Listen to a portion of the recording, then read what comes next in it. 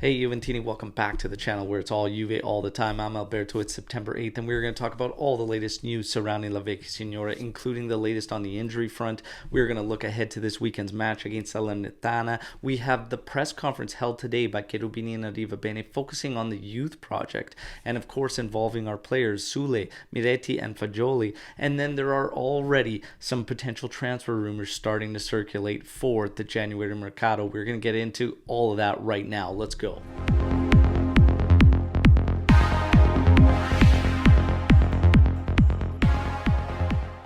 Alright, Juventini, friendly reminder before we kick this thing off to like the video and of course subscribe to the channel, right? All the support helps. Now let's get into it. Today we celebrate the birthday of not a player, but our fantastic stadium. Today, back in 2011, okay, September 8th, the best stadium in Italy was opened and unveiled, and that was J Stadium, and many still call it J Stadium, of course now called Allianz Stadium officially. But yeah, 11 years strong with it being a fortress. We've kind of lost that path as of late. We need to get back to making this thing the fortress it was for that decade of dominance. All right, so auguri to the stadium. I'm sure we've all had some amazing moments and memories there watching it. I don't know how many of you have had the privilege to go there and see this fantastic stadium, but it really is a work of art. We have our own Joe Cappuccino, who was just there for the Roma match, and we're going to put together a little bit of a vlog of his walk around experience at that stadium as well. So make sure you stay tuned to the channel to check that out.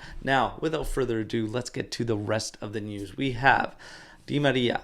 Di Maria should be missing Salernitana this weekend and hopefully being good to go for next week's Champions League match against Benfica. Okay, so look for Di Maria to be back midweek on Wednesday for the next Champions League group stage match against Benfica, which will be a difficult one. However, it will be at home in Turin, so hopefully we could take advantage. That is a big one. Now, we get to some rumors starting to circulate already over potential transfer targets and whatnot, and in the future, Donnarumma could become a possibility because apparently he is still unsettled in Paris, and there are mixed feelings about his performances, and he's apparently not happy or settled with the fact that they didn't move Navas on. So always something to keep an eye on. For many Juventini, we just truly believe that there will be a day where Donnarumma plays for Juventus, but that's the latest rumors circulating around him. The other is that Juve will be looking for potentially a left back in the winter mercato.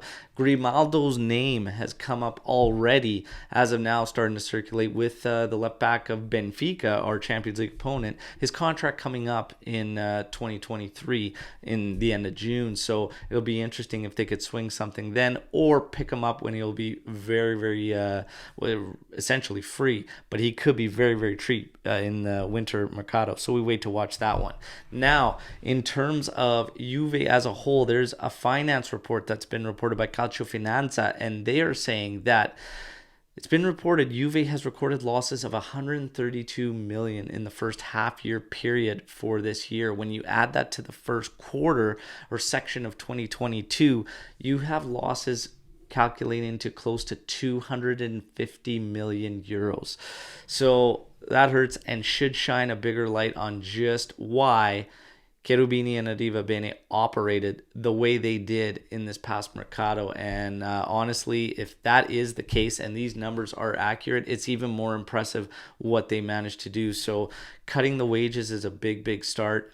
Trying to get rid of some of the dead weight. They're going to be in the same boat potentially with a couple other players when they come back off loans.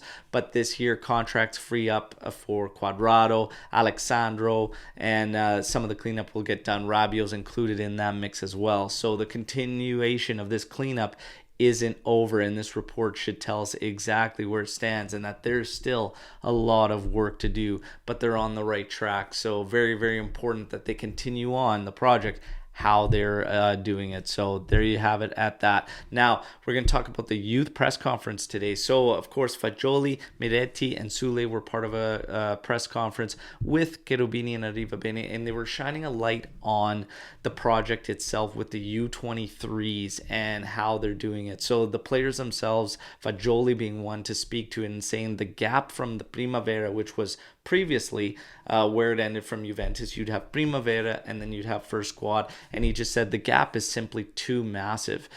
So this project that they've created and having the U23s compete in lower divisions in Italy just gives them that little bit more experience and extension into getting to the first team. So it's a great initiative and a great project. Arriva Bene said in the press conference that 2 to 3% made it into Serie A previously from the Primavera and whatnot. That is so low as a percentage. So this project, and if more teams kind of get involved with this could be a way to really help the Azzurri on a national side, because you've got to bridge that gap. And Fagioli being one to speak to it, saying it's just far too big. And the reason these guys were all chosen, obviously they're integrated into the first team now, but they all have 100 games with the U23 sector. So it's great and fantastic to see this project. It was a great idea and it's fantastic work that they're doing. So a very, very cool press conference, and especially hearing from the players.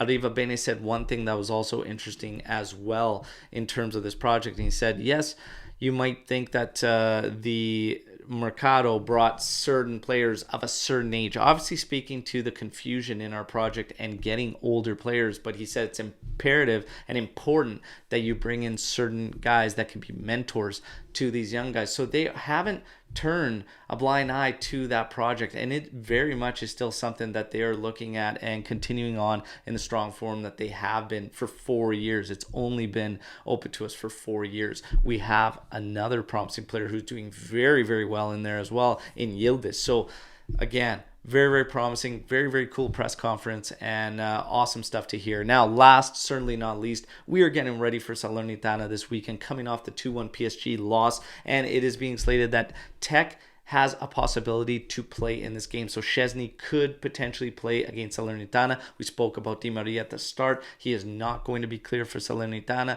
Bonucci, Gatti, and Rugani is a possibility if we stay in the back three and play a 3-5-2 like we did against PSG.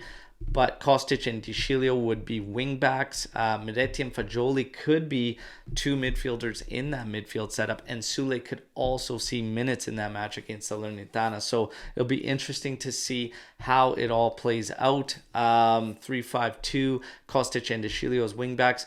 We probably got to start resting some guys. Quadrado has not hit the ground running, to say the least, this season. Give him some rest, give him a break. Danilo has put in a lot of hard shifts, whatnot. He could use the break. Is Salernitana. The biggest thing for me is the reaction and the response coming off that PSG loss, because I still saw us coming up flat in the first half and not really causing them enough trouble and just making their lives miserable. I want us to impose ourselves and take it to Salernitana and get it going off the hop. So let's see if Juventus can do that. That is your news break to today, September 8th. I hope you enjoyed the videos, Juventini. As always, I laid out for you to play it out. Let me know in the comment section what you think about everything you've heard today, your thoughts, opinions, and even questions. And I look forward to seeing you all on the match day live on Sunday, but I will bring you the daily updates from now until then, getting you ready for that live. All right, so until then, fino alla fine, forza Juventus. Drop your comments in. Let's go and mix it up. Ciao.